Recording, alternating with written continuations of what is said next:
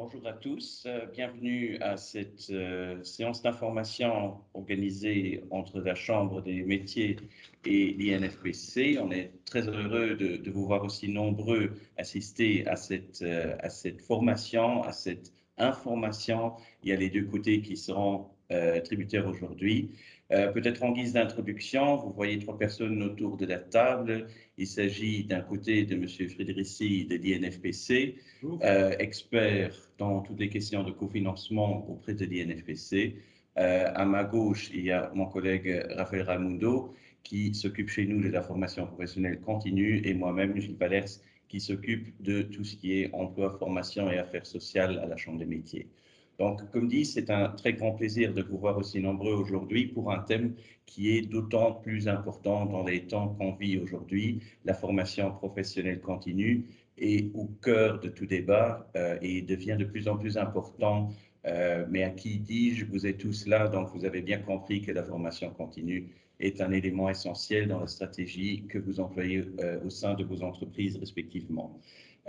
Maintenant, ce n'est pas seulement vous-même qui avez compris l'importance de la formation continue, mais l'État, lui aussi, a bien compris que la formation continue est un levier important dans l'économie nationale et a donc mis en place par le biais de l'INFPC une aide aux efforts des formations par le biais de ce qu'on appelle le cofinancement pour les entreprises luxembourgeoises. Et l'INFPC est en quelque sorte le maître de ce cofinancement qui assure que les demandes de cofinancement sont bien traitées et que s'il y a des éléments à clarifier, l'INFPC est là pour vous accompagner. Et c'est justement dans ce but qu'on a organisé ce webinaire pour vous donner les quelques clés et astuces qu'il faut pour soumettre une demande avec succès auprès de l'INFPC pour que vous ayez droit ou pour que vous pouvez accéder à ce que vous avez droit au niveau du cofinancement.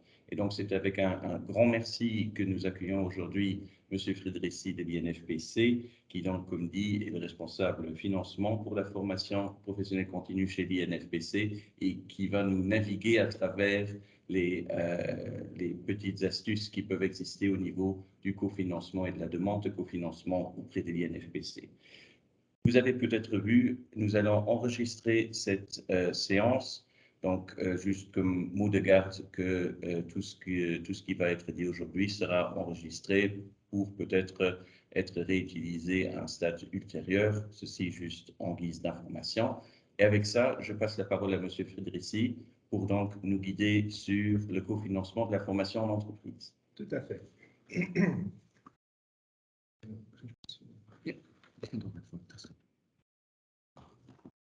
Donc, je suis ici aujourd'hui pour vous parler du cofinancement de la formation d'entreprise. On va faire une petite introduction.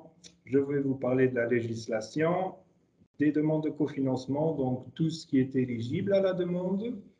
Et je vais vous montrer le formulaire qui est à remplir. INFPC, Institut national pour le développement de la formation professionnelle continue. Nous avons 4 départements. Premier, c'est le portail Lifelong Learning. Là, vous trouverez toutes les informations sur la formation au Luxembourg. On a répertorié environ 12 000 formations. Donc, si vous cherchez des formations, allez chercher sur le portail lifelonglearning.lu. On a l'Observatoire de la formation. Donc, toutes les statistiques concernant la formation au Luxembourg, c'est eux qui s'en occupent. Maintenant, très important pour vous maintenant, département cofinancement de la formation dont je suis en charge.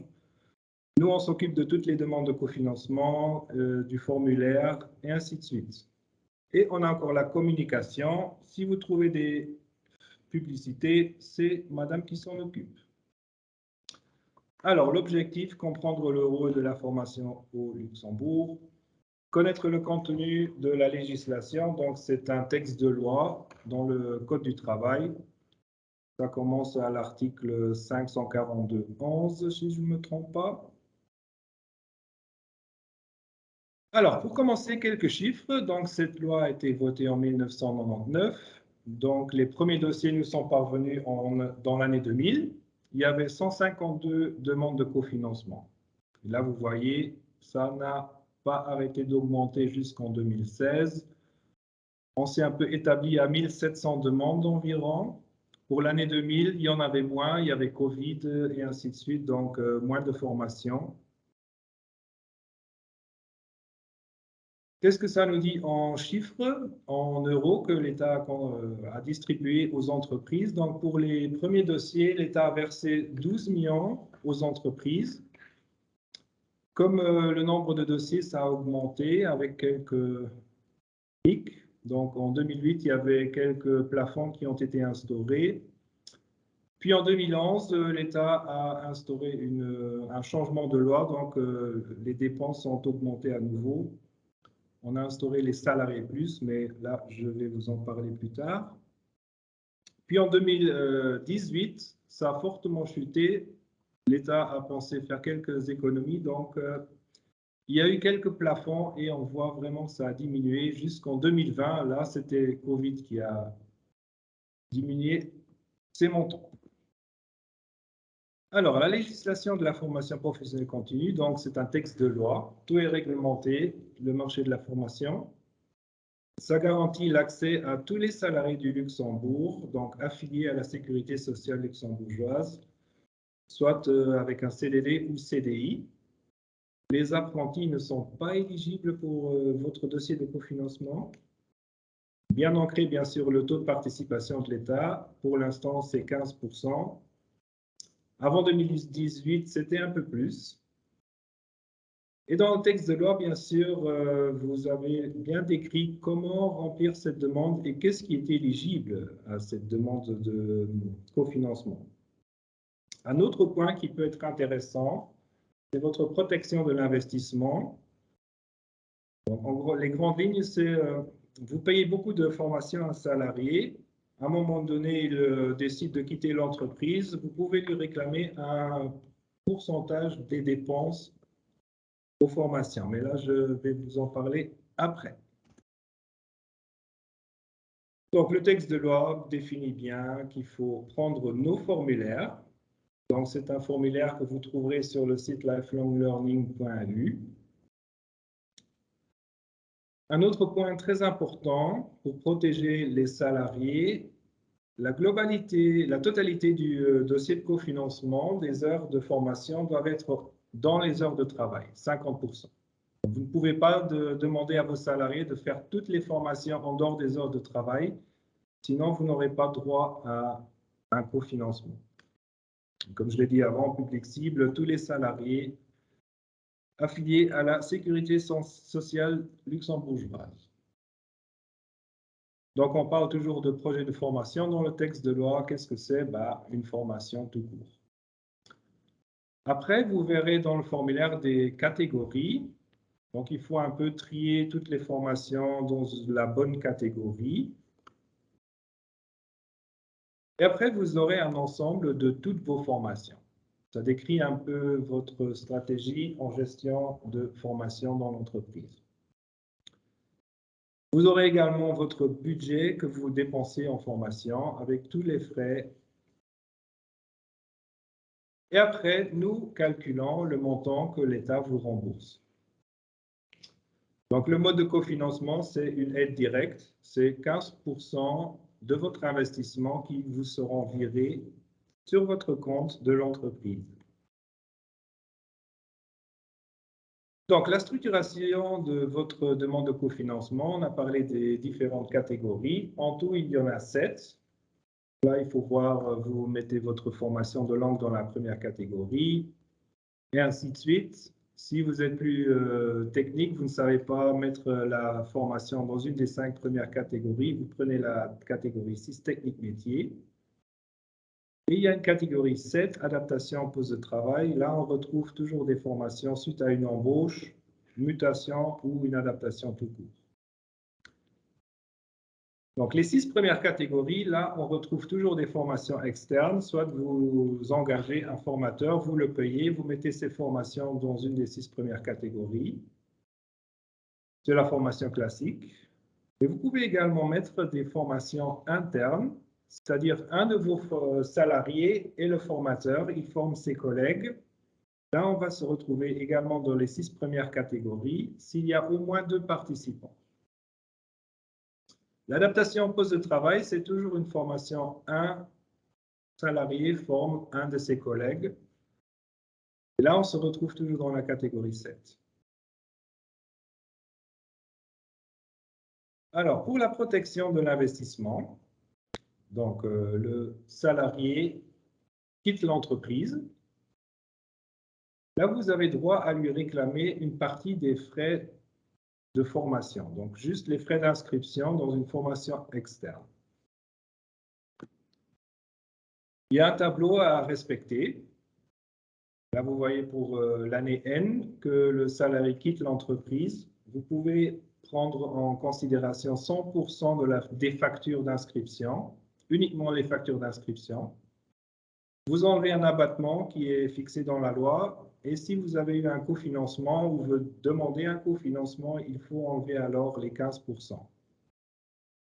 Disons, pour l'année 2022, vous avez payé 2 500 € formation. Le salarié quitte, vous pouvez lui demander un remboursement de 886 €.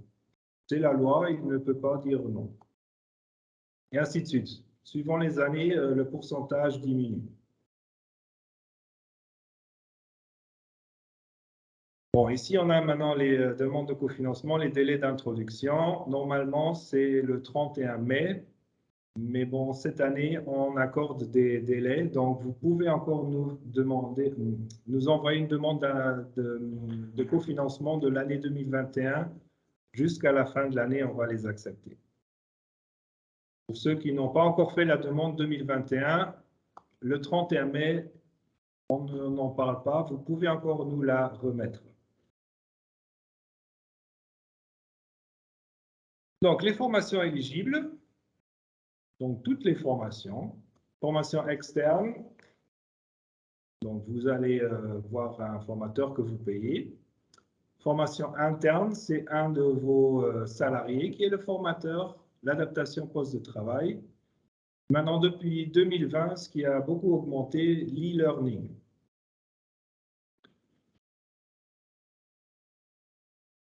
Alors, la partie la plus importante, les frais éligibles.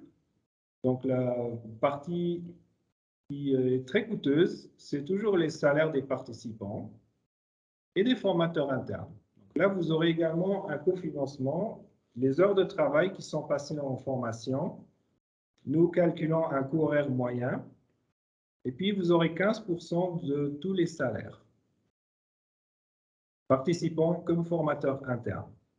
Bien sûr, les factures des formateurs externes, mais également des déplacements, hébergements, restauration, si l'entreprise paye. Toutes ces factures seront cofinancées à 15%.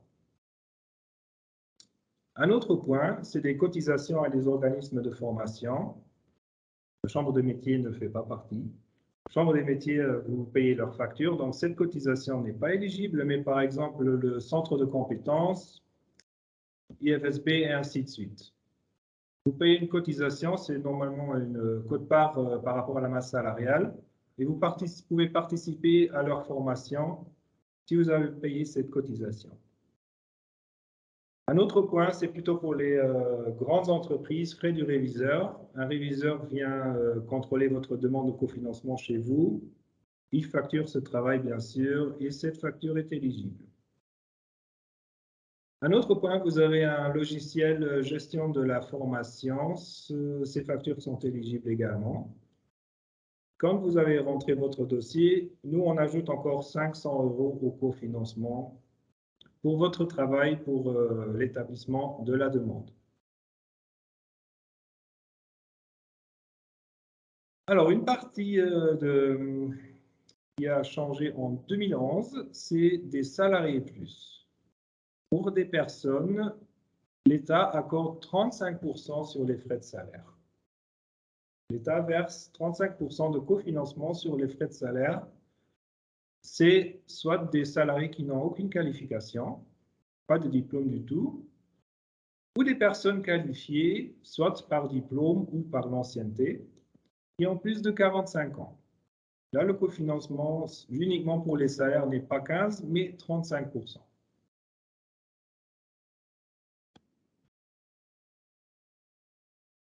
Quelques plafonds. Ce qui a été introduit en 2018. Pour une petite entreprise de 1 à 9 salariés, l'État participe jusqu'à 20% par rapport à la masse salariale. Donc, le budget global ne peut pas dépasser 20% de la masse salariale. Ça n'a jamais eu le cas. Pour les entreprises de 10 à 249 salariés, ce plafond est à 3% et pour les grandes entreprises, 2%. Les cotisations, on a vu. Un autre point qui a changé en 2018, des formations à caractère obligatoire prévues par le législateur ne sont plus éligibles. C'est surtout dans les banques, les sociétés de transport, toutes les formations obligatoires ne seront plus cofinancées. Maintenant, si le patron décide de rendre une formation obligatoire, ces formations sont éligibles.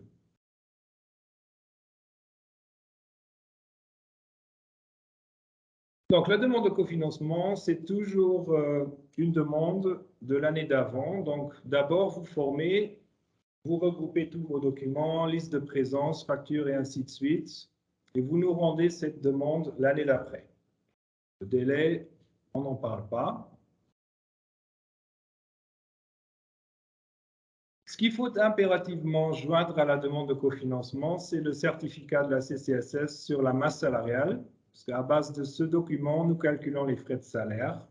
Donc, on aura un coût global pour toute l'entreprise, le même coût horaire pour le dirigeant comme pour le non qualifié. Important, le certificat sur le nombre de salariés pour voir dans quelle catégorie vous tombez.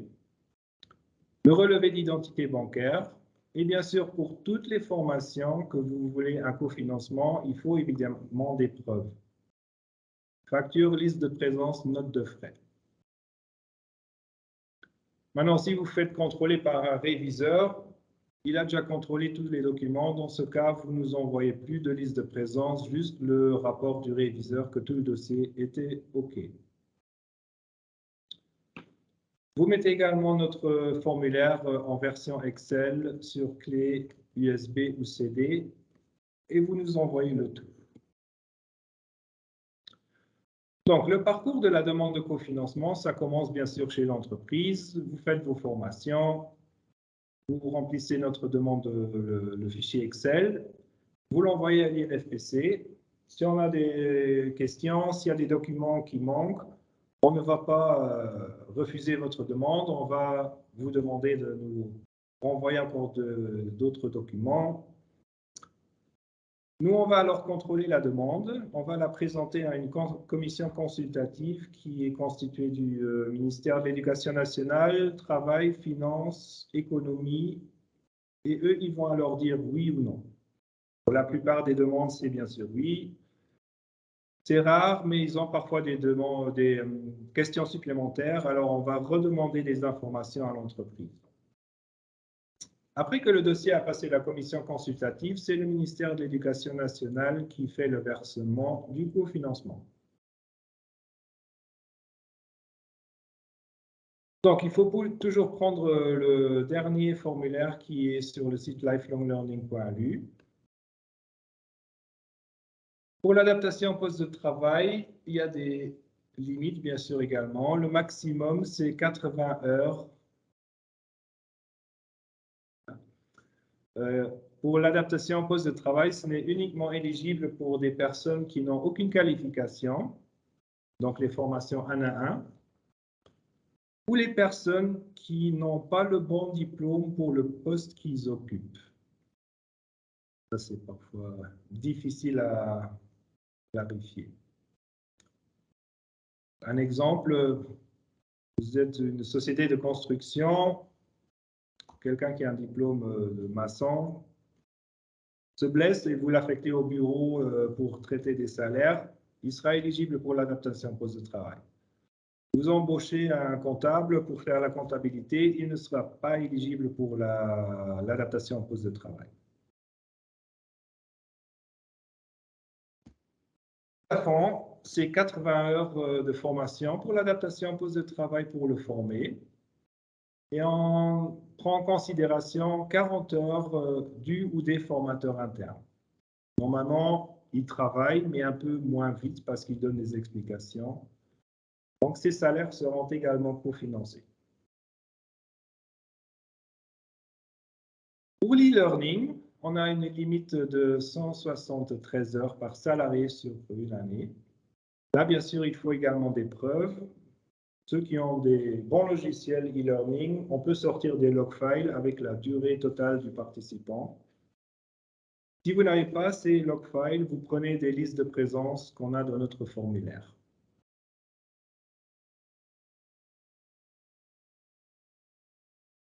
J'ai déjà dit, la masse salariale, très important. Si on n'a pas le document de la masse salariale, on va vous le redemander. Parce que sans la masse salariale, on ne va pas l'accepter. Il y a encore quelques cas particuliers. Des formations en dehors des heures de travail. Maintenant, il faut voir, est-ce que les frais de salaire ne sont éligibles ou pas? Donc, en dehors des heures de travail, en soirée, par exemple, vous pouvez mettre soit que les factures ou les frais de salaire à condition que le participant reçoit une compensation. Sinon, vous ne pouvez pas mettre les frais de salaire. Mais les frais d'inscription et autres frais sont éligibles. Et toutes les factures doivent être accompagnées d'une preuve de paiement, donc la copie du virement ou autre.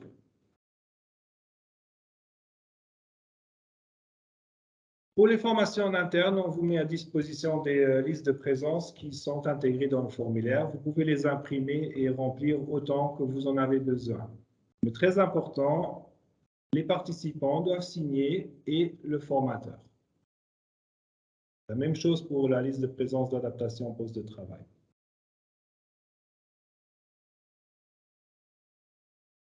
Un cas particulier, ce qu'on trouve souvent, vous avez commencé maintenant une formation en 2021. Elle a déjà été payée en 2021, mais elle se finit en 2022. Dans ce cas, vous mettez la totalité de la formation dans le dossier 2022. On ne va pas faire un splitting, une moitié dans le dossier 2021 et une en 2022. Et si vous avez tout bien rempli, vous nous l'envoyez à l'INFPC au Roval.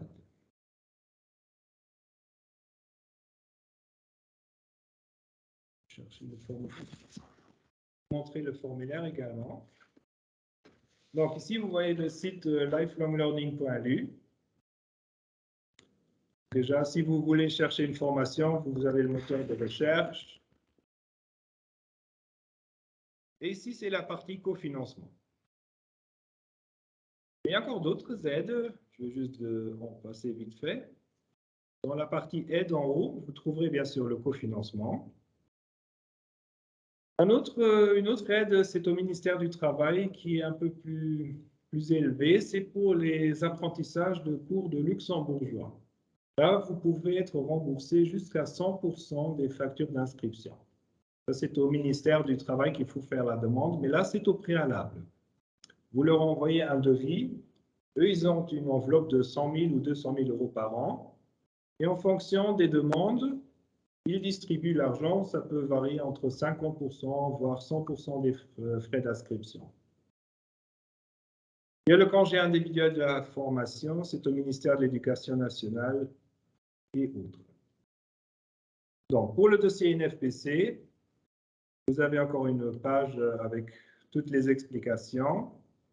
On a également fait une vidéo, un tutoriel. Ça dure une trentaine de minutes. Là, on explique encore une fois de A à Z comment remplir la demande. Vous trouverez le fichier Excel ici. Et vous pouvez encore nous rendre une demande 2021. Bon, c'est marqué le 31 mai, mais c'est comme la déclaration d'impôt. Ils disent 31 mars, mais bon, on peut encore la remettre jusqu'à fin d'année, même 2 ans en arrière. Mais non, nous, on ne va pas 2 ans en arrière. Vous pouvez juste encore faire la 2021 jusqu'à fin de cette année.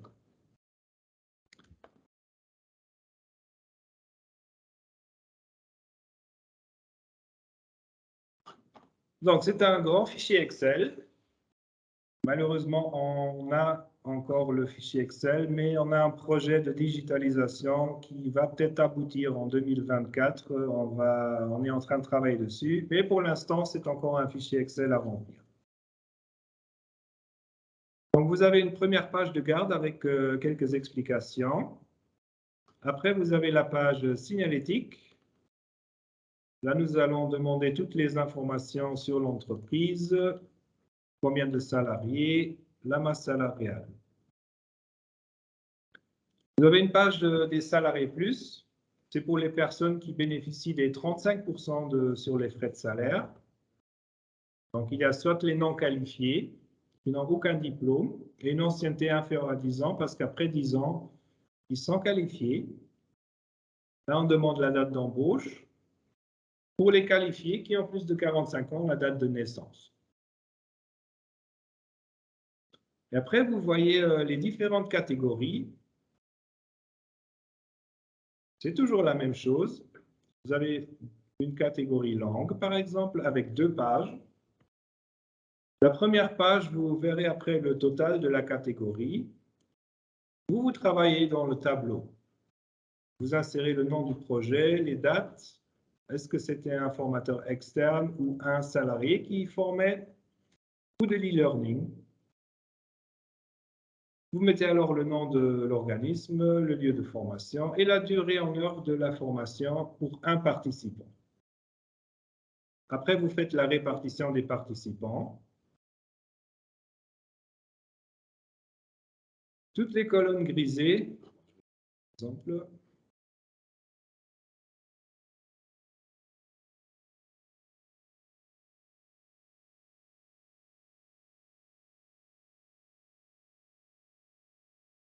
donc, par exemple, nous avons fait une formation d'une journée, donc 8 heures, avec 2 participants.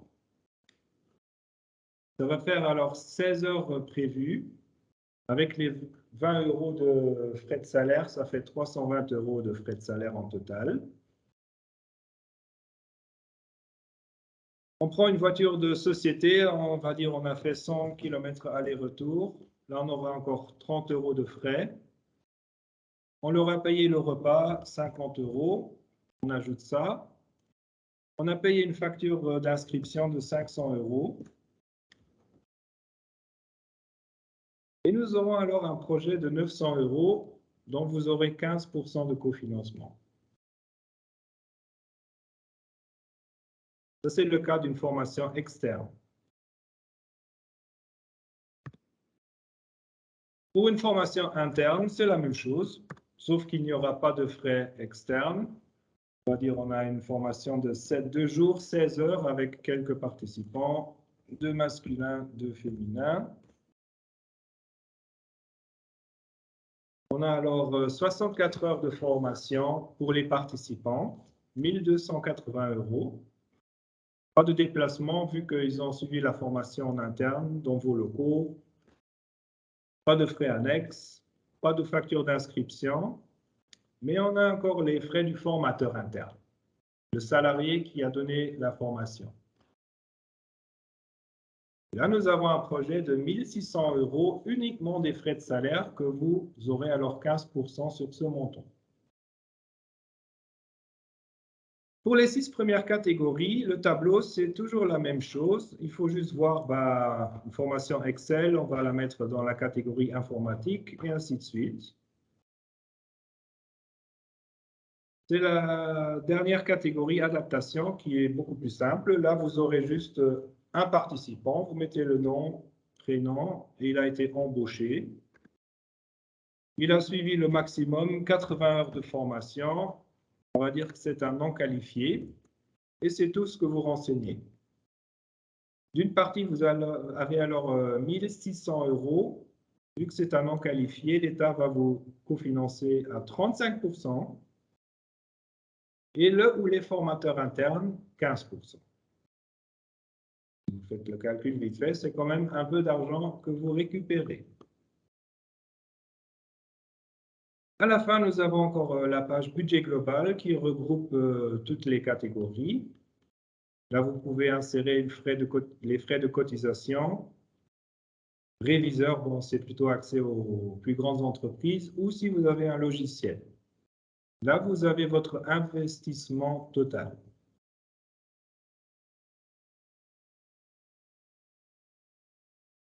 Voilà, et après, on a nos listes de présence.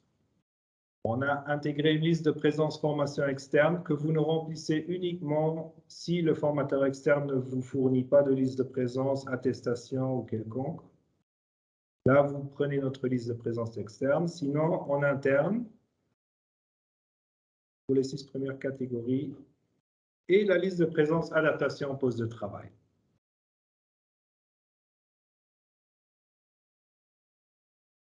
Et une petite page de statistiques, combien vous investissez en formation.